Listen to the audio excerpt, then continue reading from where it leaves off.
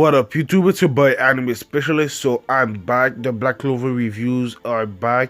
I didn't really review the last few episodes because I don't think it was worth it, even though they were pretty good episodes. Now that it's back for the main arc, I'm gonna continue to review the Black Clover anime. So let's get right to it.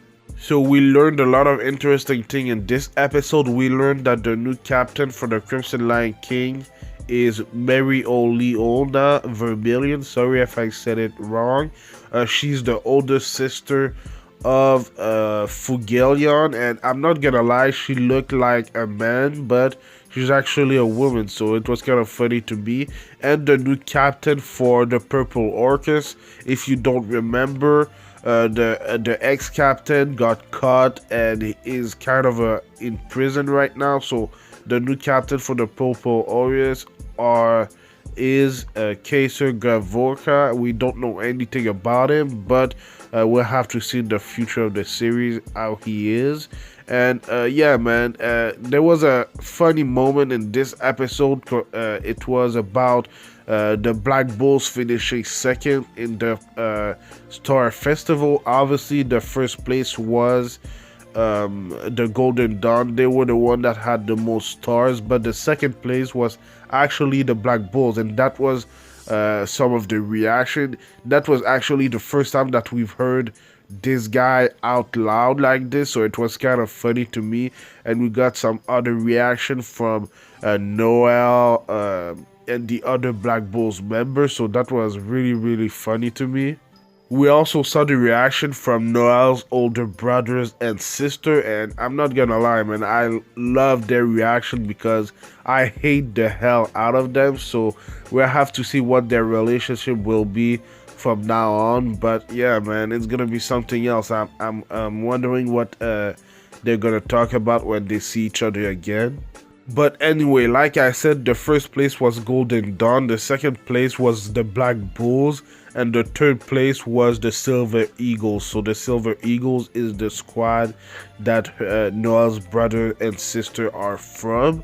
And that was crazy to me because I knew the Black Bulls would do better this year, but they did way better than I thought. I thought they would be like 4th or 5th in the rankings, but they were actually second behind the Golden Dawn. So that was crazy. And the two rising stars were Asta and Yuno, two peasants, like they call them. So the villagers that were kind of shook because they were two peasants, but because after that they showed their power and everything, they kind of respect them. So that was a cool moment for them and for me. In this episode, we also saw the King of the Clover Kingdom. No, not the Wizard King, but the King of the Clover Kingdom. I think we've seen it in previous episode, but maybe I'm tripping. But his name is Augustus Kira Clover the 13th. So I'm not gonna lie, man. He's weird as hell, and the people don't really care for him. They don't respect him. So that was really funny to me. They really want Claudius, the Wizard King, to be the King of the Clover Kingdom, and I kind of agree with them because this king doesn't really do anything. He has a lot of mana, like they said, but he doesn't really do anything. You know, he doesn't take really the decision. It's really Claudius, the Wizard King, that takes all the decision, and even the thing that he called the Royal Knights, that was Claudius, the Wizard King's idea, you know. So they don't really need a king, they only need a Wizard King.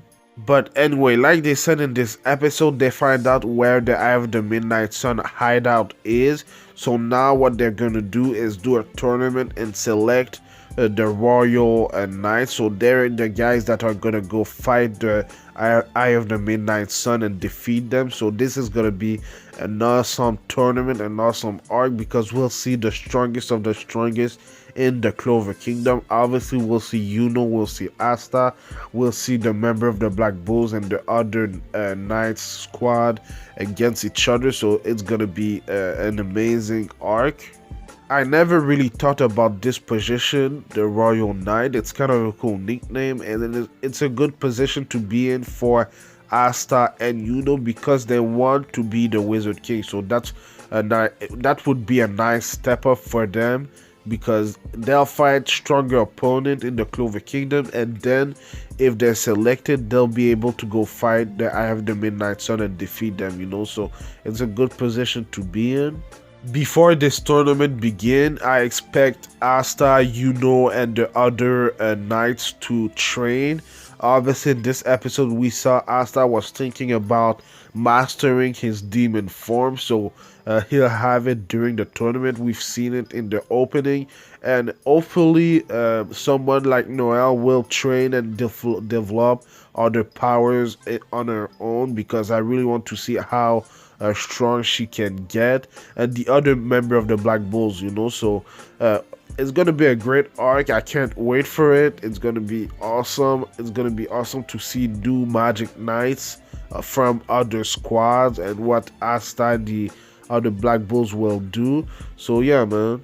At the end of the episode, we saw the new captain of the Crimson Lion Kings, and she was kind of mad, man, because I think they finished 5th or 6th in the standings. So she was mad at her little brother and the squad in general, and she seems a lot more emotional than Fugelion, so it's gonna be something else with her. But I'm hyped to see how her character really is and how strong she is, because they said in this episode that she's maybe as strong or even stronger than Fugelion, so I will have to see, man.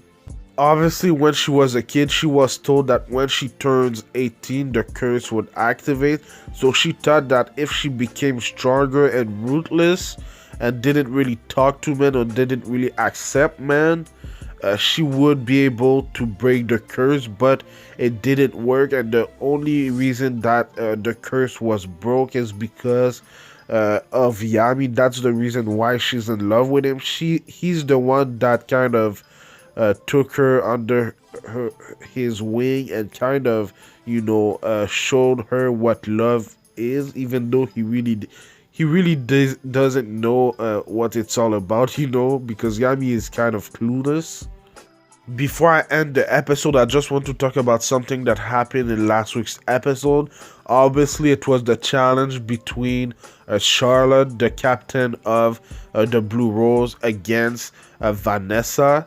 And it was something else, man. It was a fun episode, but the thing that I liked the most was about Charlotte's curse when she was a kid till she was 18. It was a cool backstory. I really didn't know that she went through that, and it was a really cool backstory because it explained a lot of things about her. But her love for Yami was really the reason why the curse broke. So I really liked this backstory. It was something that I really didn't know we would know, because Charlotte is she's a beautiful anime character, but she kind of doesn't have emotion. She doesn't really care about anybody but Yami. But anyway, man, it was a good backstory. It was a good episode last week and the last few weeks, but it wasn't really review worthy, except for this part. But yeah, man. Know what you thought about this week's episode in the comments down below. It was pretty good. I'm hyped about the next arc, and let me know what you think is gonna happen next in the series. I do Black Clover reviews every Tuesday, so subscribe for that. And I do other anime related things like the Promised Neverland reviews on Thursdays, One Piece, Sword Art Online, and Fairy Tail reviews on Saturdays. And I'm still waiting for the Boruto anime on Sunday to catch up to the manga and go out of the filler, so stay tuned for that. Thank you for watching, and I'll see you in the next video. Anime Specialist out. Peace.